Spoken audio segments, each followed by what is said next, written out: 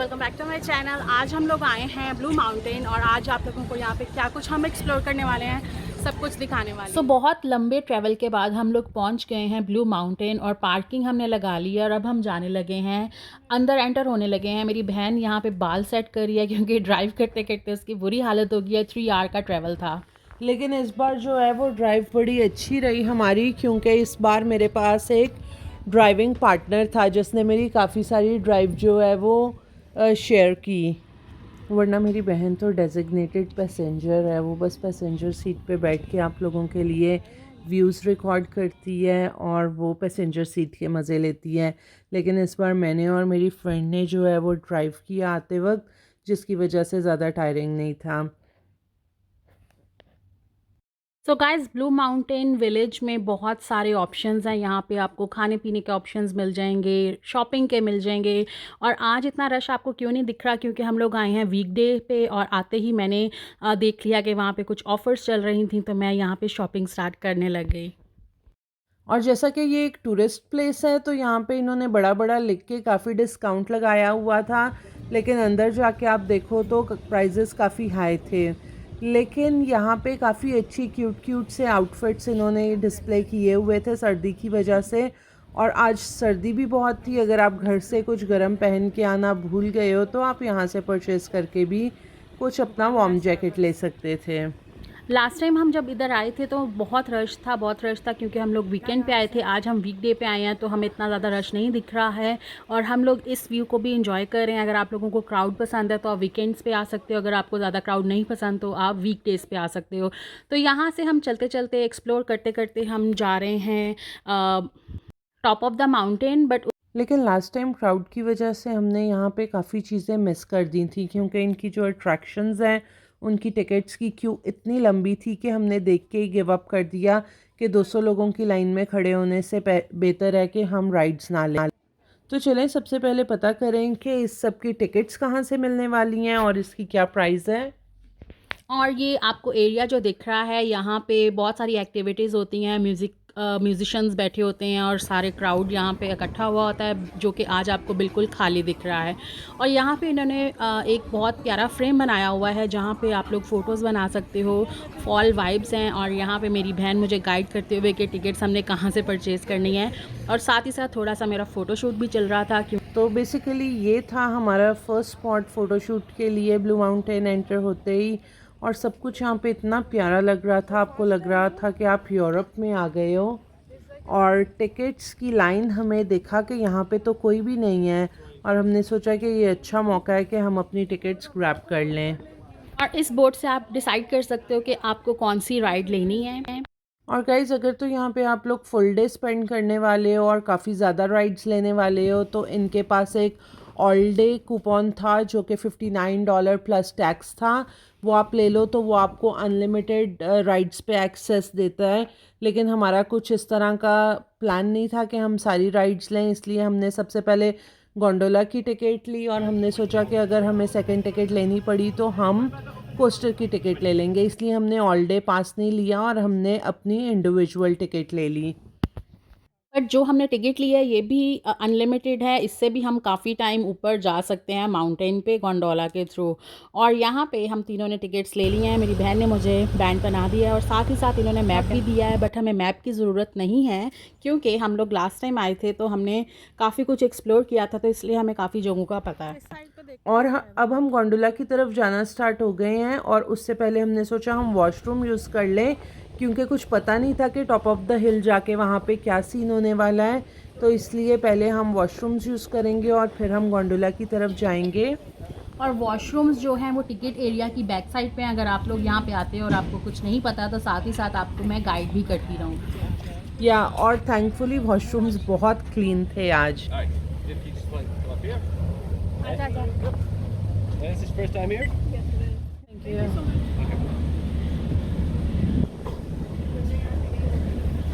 What up, baby?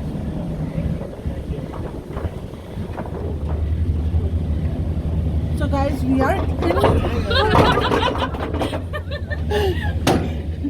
are in Gondola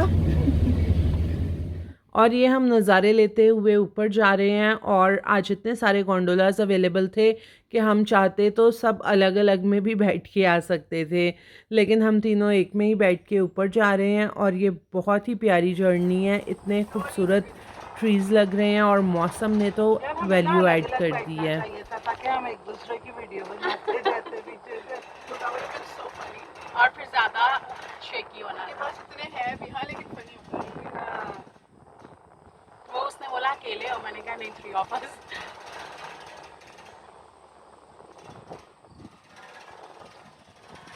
है हाय। 1 से 1.5 minute की जर्नी है ऊपर जाने की, और अभी आप ऊपर जाने का व्यू एंजॉय करो। वापसी पे मैं आपको दूसरी साइड का व्यू दिखाऊंगी। It is so beautiful. We are going on top of the mountain. और सुना है कि वहाँ से बहुत एक प्यारी सीनरी दिखने वाली है। फोटो के लिए रुक जा। सो फाइनली हम लोग टॉप ऑफ द माउंटेन आ गए हैं। यहाँ पे एक बहुत बड़ा बार था जो कि व्यू के सामने था, बट अभी वो ओपन नहीं था। यहाँ पे लोग सारे बैठे हुए थे। वीडियो इतनी इनफ है, फोटोज़ बनाते हैं। कैसा लग रहा है ब्लू माउंटेन आके?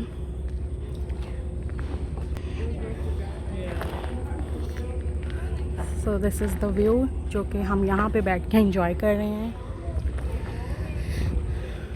अब हम लोग जा रहे हैं एक फ़ोटो पॉइंट की तरफ, और जो कि था 5 मिनट्स की वॉक पे, और वहाँ से आप लोग फ़ोटोज़ क्लिक कर सकते हो। और उसके हाँ, तो यहाँ पे अगर आप आगे जाएँ तो यहाँ पे एक एगोरा ट्रेल है। वहाँ पे रात को बहुत सारी लाइट्स होती हैं और वो बेसिकली नाइट व्यू है। आपको रात को वो बहुत खूबसूरत लगता है और यहाँ से आप उसकी टिकट्स ले सकते हो। और यहाँ पे जो टिकट सेंटर है, यहाँ से आप बाइक्स रेंट करके भी आगे डिफरेंट ट्रेल्स पे जा सकते हो।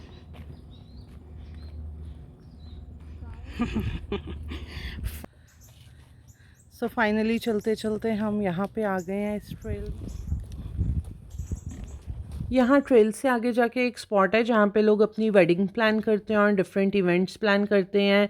तो बेसिकली एक बार आप ऊपर आ जाते हो तो आपको यहाँ पे काफ़ी सारी ट्रेल्स और काफ़ी सारी अट्रैक्शंस यहाँ पे भी मिलती हैं। तो नीचे का अपना मज़ा है जहाँ पे रेस्टोरेंट्स हैं, बोटिंग है एंड डिफरेंट स्टफ़। लेकिन अगर आप ऊपर आ जाते हो तो ये भी बिल्कुल वर्थ वॉचिंग है। लाइक आपको डिफरेंट ट्रेल्स मिलती हैं और यहाँ से आप बाइक रेंट कर सकते हो। और यहाँ पे लाइट शो होता है रात में। एगोरा ट्रेल को पूरा इन्होंने लाइटनिंग से डेकोरेट किया हुआ है, लेकिन अभी दिन के टाइम आपको इसमें कुछ नहीं दिखेगा क्योंकि ये सारा इनका सनसेट के बाद स्टार्ट होता है। और ट्रेल्स पे थक हार के मुझे तो ये चेयर मिली और इस पे मैं बैठ गई, जो कि बहुत ही बड़ी चेयर है। इस पे एटलीस्ट 4-5 लोग तो आराम से बैठ सकते हैं। तो यहाँ पे मैंने अपनी बहन को कहा कि इसका फ़ोटोशूट भी यहाँ पे कर देती हूँ इतनी बड़ी चेयर पे। तो इसको यहाँ पे मैंने थोड़े से पोज़ बताए और ये यहाँ पे बैठी और हमारा थोड़ा सा फ़ोटोशूट हुआ। अब टाइम आ गया है हमारा नीचे जाने का, और वापस हम लोग गंडोला में बैठे हैं और नीचे जा रहे हैं। और अब आप लोग दूसरी साइड का व्यू इंजॉय कर सकते हो। एंड गाइस, मैंने सुना है कि ये जो जाते हुए आपको ब्लू लेक दिखेगी, इस लेक की वजह से इस माउंटेन का नाम ब्लू माउंटेन है।